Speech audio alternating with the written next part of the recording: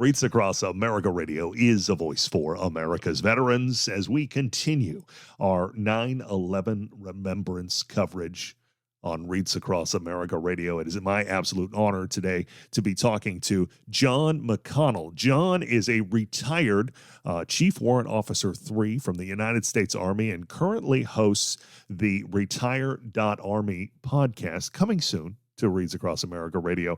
John, thank you for joining us on this very special day. Thank you very much for having me. I appreciate you.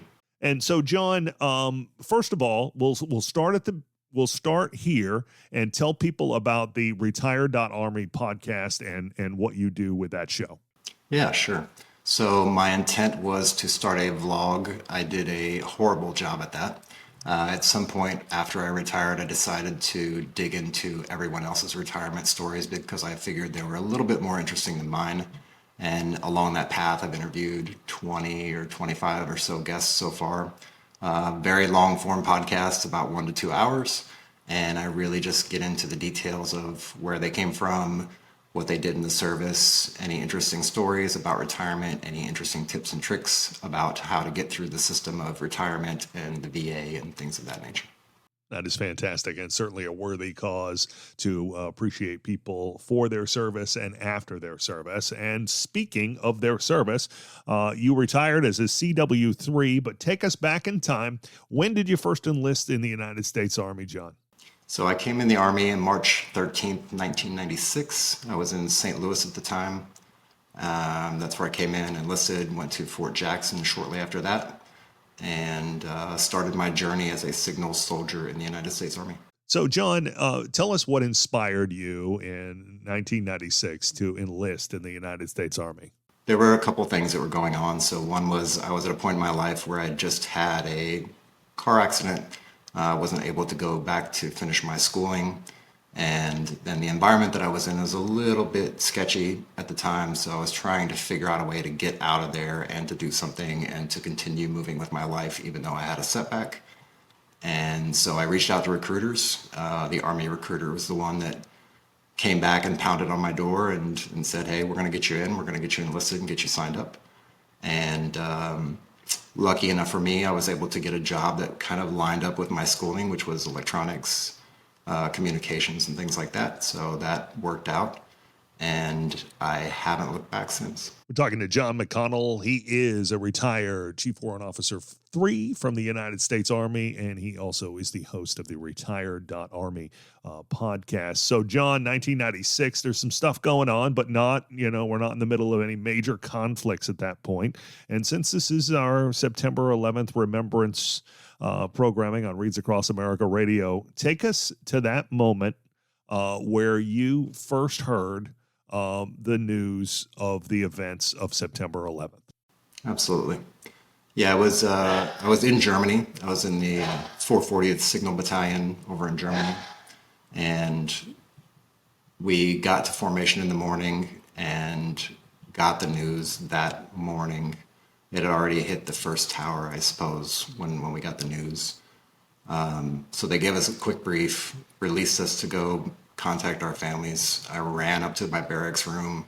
I put a blank VHS tape in, started recording everything that was on the news at the time, and then ran back down to the motor pool. But when the news came across, everybody was kind of in awe, and we didn't really know how to handle it and what to think of it, like what it meant, which would then later unfold over time, of course. Absolutely. We're talking to John McConnell. He's a retired Chief Warrant Officer 3 from the United States Army and also hosts the Retire.Army podcast.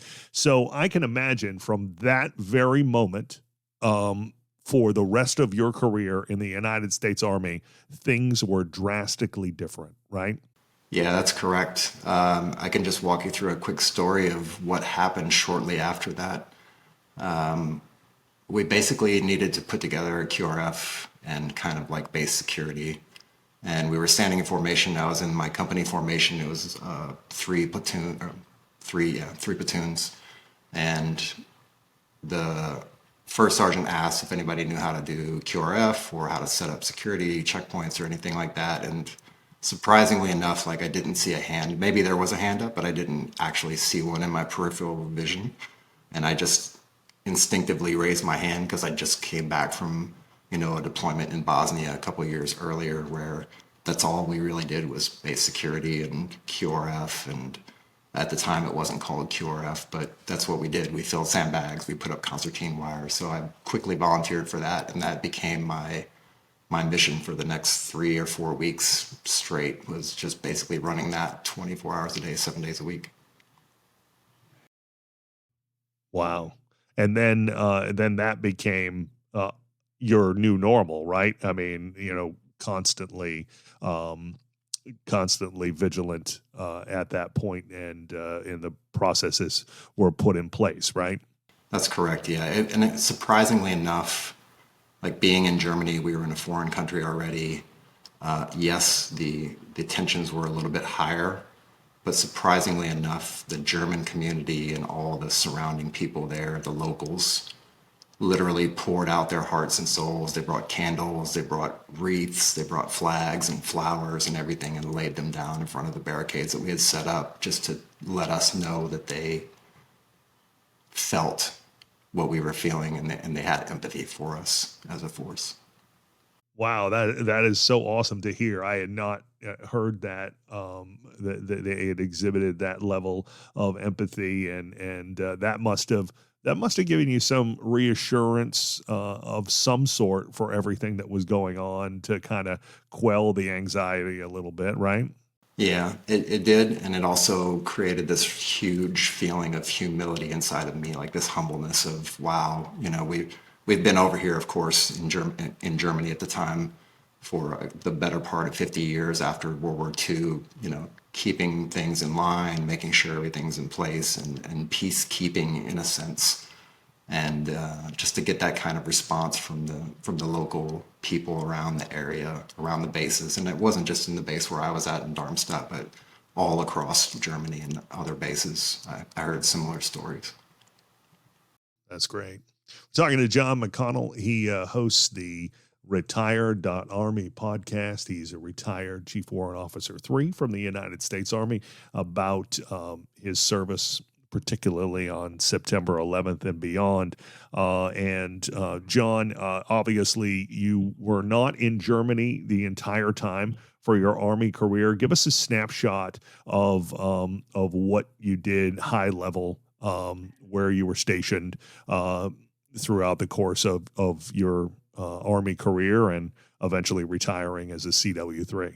Yeah, certainly.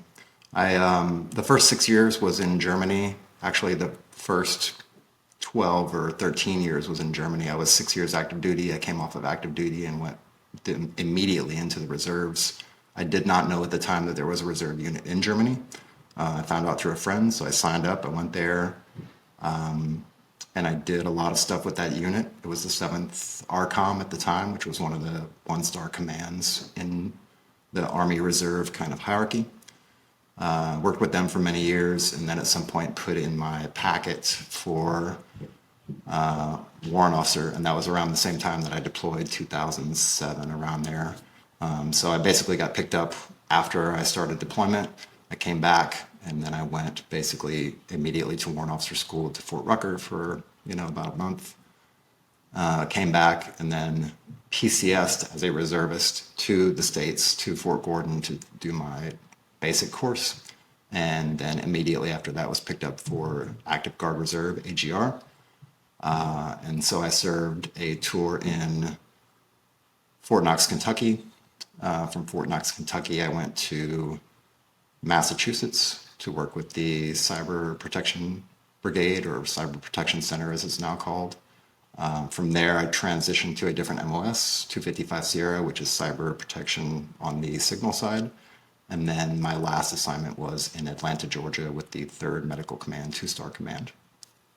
And so, question about your service at Fort Knox, really quick. You host your Retired.Army podcast. You're not the reason the gold isn't at Fort Knox anymore, right? I'm not the reason.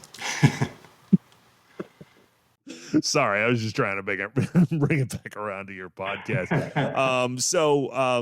So you're now hosting this podcast so that people can share the stories of their retirement, which kind of organically happened for you after trial and error, which is how most things, good things, happen, right? So talk to people about where they can hear, because it's coming soon, but it's not on Reads Across America Radio yet. So where can people hear the Retire.Army podcast, John? Right. So the retire.army is essentially the URL. It's https://retire.army, no wwws. And it keeps it super simple. So it's a one kind of collective place where you can find some of the video podcast episodes. You can also find links to any of the podcast platforms out there like Stitcher or iTunes or Google Podcasts or any of those, Spotify. So it's all over pretty much all the platforms. Soon coming to this station. As soon as we get things wrapped up. Just have to get settled and get moved and stop living out of the suitcase for more than a week, and then we'll get that rolling. But yeah, you can find us there on YouTube.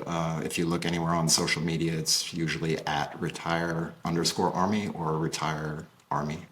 Well, you could have made it sound like we were having some high-profile negotiation, John. I mean, when my people and your people come to terms, no, it's a very simple process. John McConnell, retired Chief Warrant Officer 3, United States Army, sharing his September 11th experience and beyond with us. Thank you for being on Reads Across America Radio today, John. Thank you very much for having me. I really enjoyed this.